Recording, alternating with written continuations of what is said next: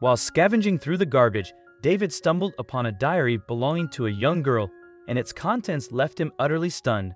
Realizing that the girl was in desperate need of help, he turned to his friend Stephen for assistance in rescuing her from a dreadful predicament.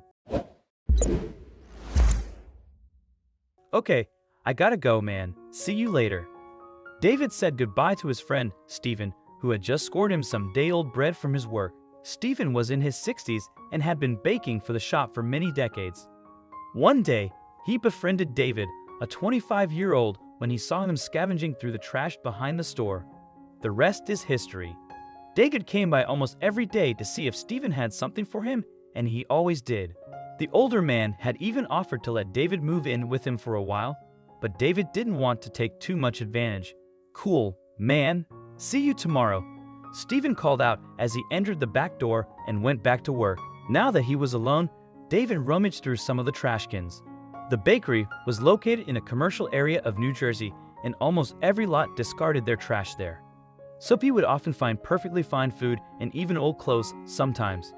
This time, he was looking for books or newspapers. He loved to read but couldn't afford anything new with those seriously high prices, but sometimes someone would throw something away and he would read away. He was lucky because there was a big stack of newspapers in one can. He didn't know how old they were, but it was a great option to pass the time. But he discovered something else. A few notebooks were discarded there, and someone wrote on one. "It's a diary," he said to himself and took it. He wondered if a little girl had lost it at some point, and maybe he would return it, but for now, that was his new form of entertainment. He went to his usual corner, placed a cup in front of him to see if anyone would drop a penny or two, and started reading. He never imagined what he would discover in those words. David closed the diary in one snap and ran a hand through his face, thinking deeply. It belonged to a girl named Lorraine Martin. She was born an orphan and bounced around foster homes before turning 18, but her real nightmare had begun afterward.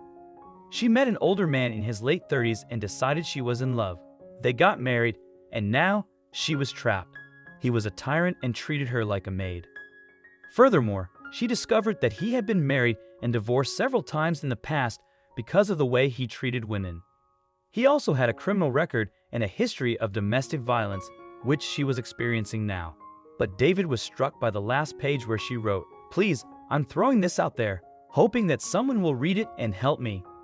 I need to get out of this situation. This is my address. If you can help me, please come. I can't take much more of this, and the police won't help me because he hasn't hit me yet. But every day gets worse. I get yelled at all the time, and he is always drinking. I can barely leave the house anymore. Please help me." David couldn't let the issue go. He read the address before that short message and realized it was nearby. But what could he do? He was homeless and had no way of protecting the young woman. Obviously, her husband had found a vulnerable girl and tricked her. Now, he was mistreating her to hell, and someone had to stop him. Also, if you've not done so already, please subscribe to our channel and click that notification bell to get inspired by these animal stories every day. Now, back to the story. He had to ask Stephen what he thought. "I think we should call the police," Stephen said when David explained the situation and asked him for advice. But she already said that the police won't help because he doesn't actually hit her, but abuse comes in different forms. "We have to do something, man. Poor girl," David pleaded with his friend. "Jesus, this could get complicated, but I actually know a women's shelter where she could be safe," Stephen revealed. "Really?" "Yeah, but I'll help you under one condition." "What?" David asked, confused. "You let me help you too. We get this girl out and to the shelter, and you come live with me. Let me help you get a new job and get your life back together. How about it?" Stephen offered, as it was an excellent opportunity to save more than one person that needed it. David thought about it for several moments.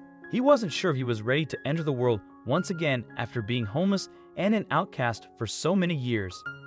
But someone had to help this girl. Deal. "Let's do it. But first, we must get you out those clothes," Stephen said, shocking David. "Yeah." A burly man with gray hair and a beer belly opened the door to Stephen and David, who were dressed in nice clothing. "Is Lorraine here?" Stephen asked as politely as he could. "Who's asking?" The man scowled at them and crossed his arms. His pose told them he wouldn't let Lorraine talk to them easily. "My name is Stephen. I'm Lorraine's grandfather and David is her brother. We recently learned about her after trying to find her for years and we need to talk to her now." Stephen continued while David nodded along. "Lorraine has no family.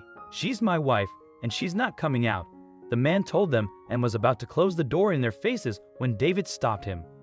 "If you don't let us talk to her right now, we will call the police and come for her later," he threatened as lightly as he could. The man pursed his lips, scowled, and finally bellowed for Lorraine to show up. Obviously, he didn't want the police to be involved with this in any capacity. His criminal record must be bad. "Yes. These men want to talk to you. Do you know them?" The man sneered at Lorraine, a tiny girl who hunched as soon as he started talking. "Lorraine, is that you?" David asked, interrupting the man and looking at her with kind eyes. "Yes, who are you?" she asked in a small voice. David reached out and got her diary out. Suddenly, her eyebrows raised and she looked at them hopefully. Stephen looked at both of them and mouthed the word "run" because her husband was still right behind her. He got distracted by the phone inside the house for 1 second and the three of them took off. As David clasped Lorraine's hand, Stephen trailed closely after them. Though the man shouted at them, he was unable to catch up and eventually succumbed to coughing just outside the house.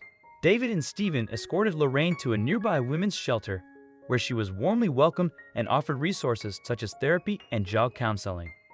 Now, David was determined to fulfill this promise of accepting Stephen's aid and turning his life around. He knew he could never repay his loyal friend, a baker, for all that he had done.